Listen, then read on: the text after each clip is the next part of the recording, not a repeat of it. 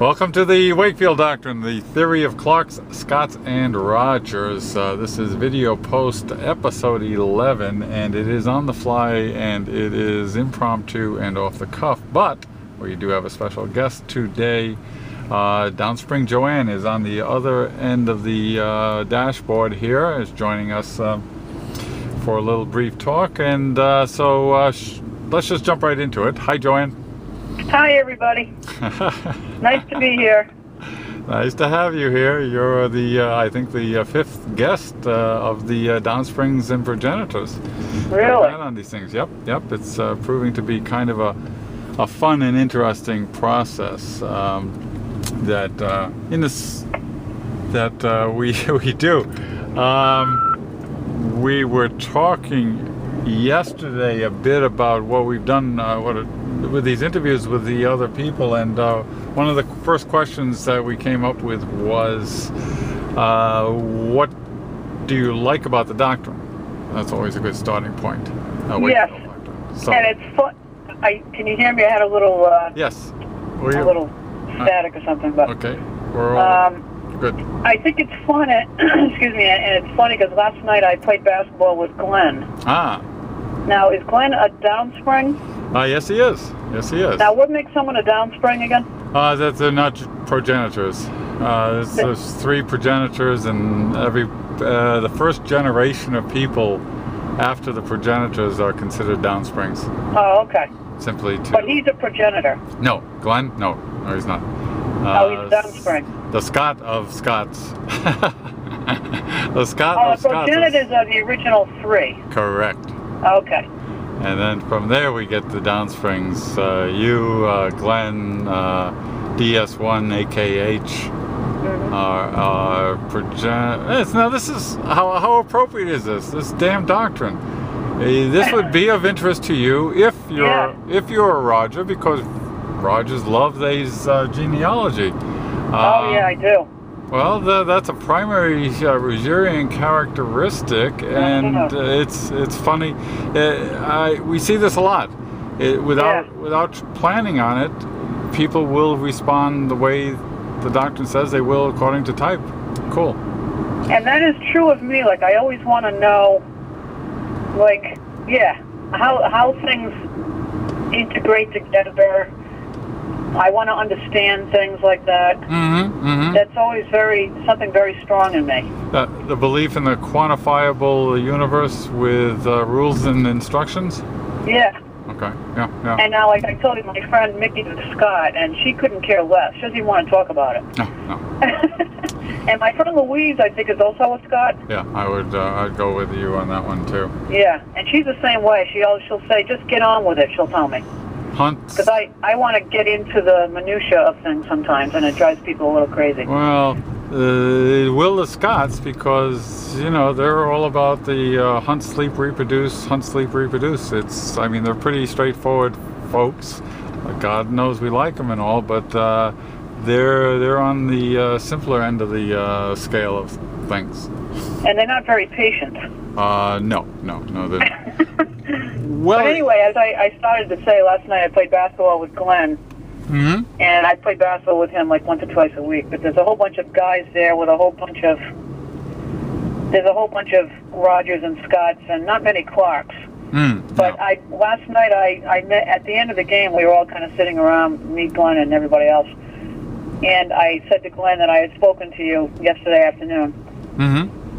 And then some of the guys overheard me, so we all started talking about it with these guys. Okay. Yeah.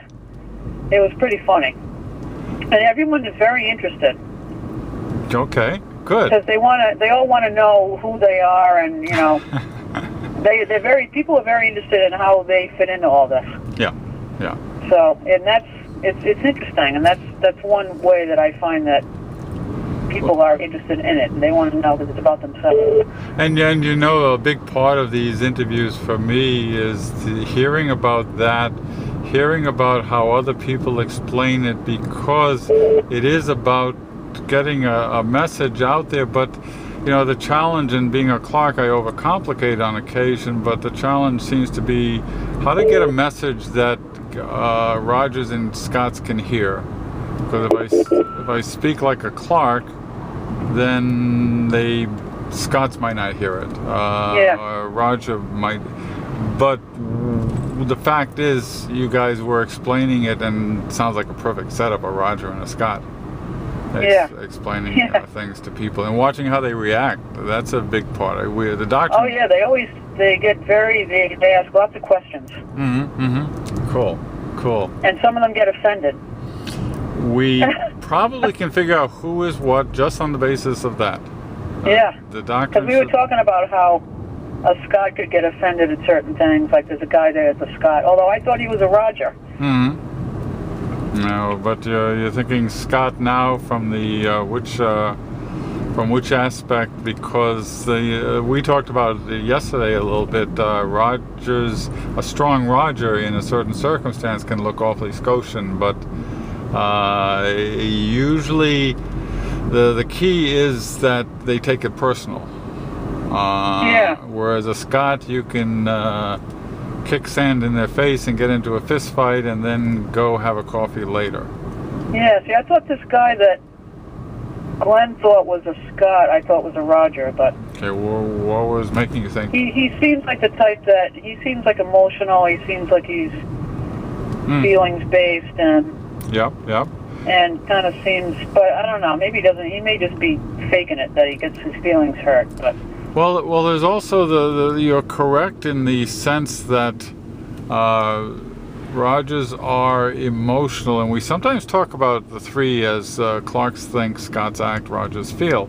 But Scots have emotions too, but it's in a different context. It's more, I don't know what the real word is, episodic, mercurial. Roger feels things, but personally. Like I say, if you could, you call a Scot something bad and they'll either laugh or start a fight. If you call a Roger something bad, depending on who you are, they might get all resentment-like and decide that those people are out to get them or something. It goes way beyond what a Scot would do with that. Both emotional, both sharing emotions. But so we were also saying yesterday, are you still on the fence for yourself? Yeah. Okay. All right. That's. Yeah, and not just myself. I'm on the fence about a lot of people. I still have a hard time, like, identifying people. Some people are really easy. Yep. But some people, I swear they're a Scot and they're not. Yep. I don't know. I don't know why. Well, like I say, sometimes depending on the circumstances, one can look like the other, but given enough time and variety in circumstances, you'll know. It's just a question of primary and secondary characteristics, if you will, that people will look a certain way until you try to do something. As I speak, I'm trying to come up with an example, which I can't.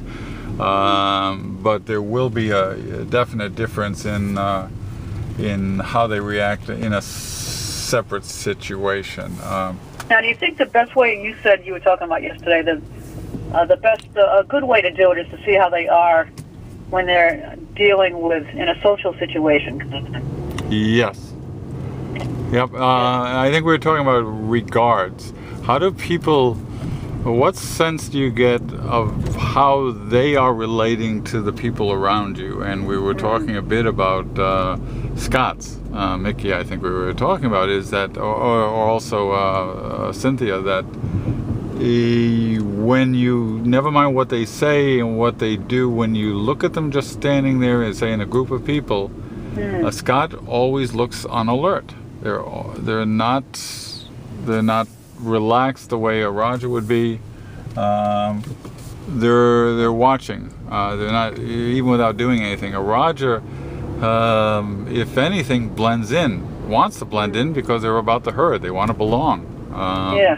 And Clarks they're half invisible to start with, and if you happen to notice them, it's only going to be in a passing sort of way because they're off in the corner somewhere. So the social setting is definitely a clue.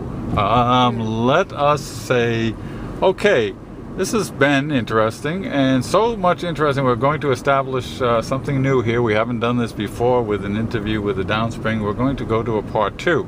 Wow. Limitations of our YouTube says that we can only do about 8 minutes, so I'm going to say, okay, after this short break, we will rejoin DownSpring Joanne in a discussion of the Wakefield Doctrine as to what promise it holds for self-improvement. We'll be right back. Clay.